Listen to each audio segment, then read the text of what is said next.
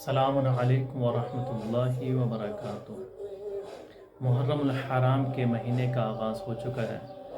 تمام شیعان حیدر کرار کی خدمت میں جس مقام پر جس جگہ پر بھی ہے مکتب جعفری کی جانب سے تسلیت و تعزیت پیش کرتے ہیں اور مجالسوں میں شرکت کرنے کے کچھ آداب ہیں، جس میں سے کچھ یہ ہیں: باوضو مجالسوں میں شرکت کریں، فون کا استعمال مجالسوں میں نہ کریں اور سڑکوں پر چارراہوں پر جمع نہ ہوں۔